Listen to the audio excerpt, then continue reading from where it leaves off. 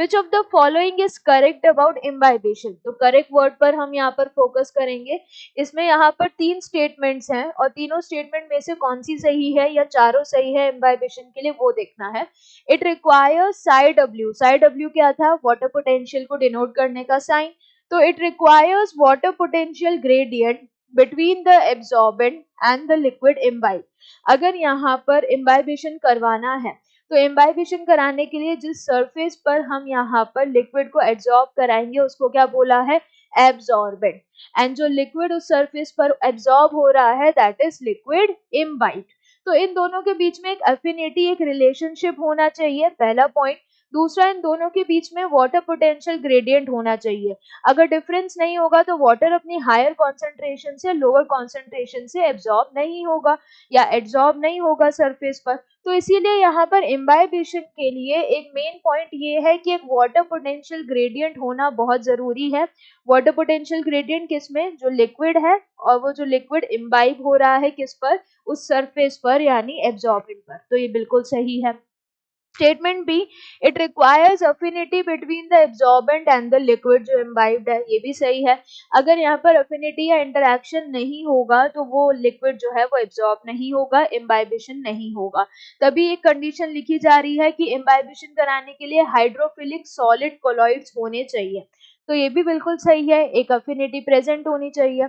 Statement C, imbibition pressure is produced by the swelling of wood and in turn is used by prehistoric man to split rocks and boulders. अब imbibition की वजह से जो pressure generate हो रहा है उसको हम क्या बोलेंगे? इम्बाइबेशन प्रेशर, शॉर्ट में आईपी। और ये जो इम्बाइबेशन प्रेशर है इससे क्या कर रहे थे? जो प्री हिस्टोरिक मैन है वो पत्थरों को तोड़ने का काम कर रहे थे। जो बड़े बड़े पत्थर थे उन बड़े बड़े पत्थरों को तोड़ने के लिए क्या किया जाता था? उन बड़े बड़े पत्थरों को तोड़ने के लिए उनमें पहले एक वुडन पेग लगाया जाता था। यहाँ पर वुडन पेग यानी एक कील इसमें ऐसे फंसाई जाती थी।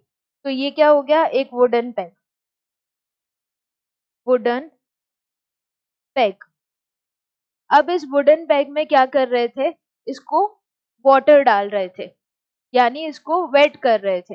तो वाटर डालने की वजह से क्या होगा? यहाँ पर इम्बाइबेशन होगा। इम्बाइबेशन से प्रेशर एक्सर्ट होगा और इस प्रेशर को क्या बोलेंगे? Imbibition pressure. तो ये जो वुडन पैक है जब इसमें पानी डालेंगे तो ये क्या करेगा? स्वेल करेगा बिकॉज ऑफ इम्बाइबेशन। ये बिल्कुल सही है।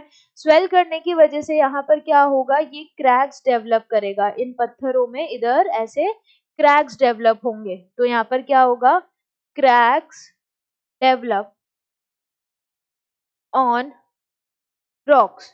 और क्रैक्स धीरे धीरे डीपन अप होंगे। डीपन अप होने से फिर क्या होगा? ये जो पत्थर है अल्टीमेटली ये छोटे पत्थरों में टूट जाएगा। तो इस तरीके से क्या हो जाएगा? रॉक्स को ब्रेक करने के लिए जो प्री हिस्टोरिक मैन है वो क्या कर रहे थे? वुडन पैक का इस्तेमाल कर रहे थे।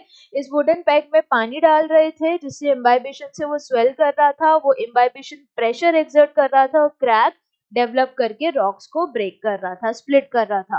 तो इसीलिए यहाँ पर ये भी बिल्कुल सही है। तो सारी स्टेटमेंट सही है, तो करेक्ट आंसर क्या है? Option D, all of these.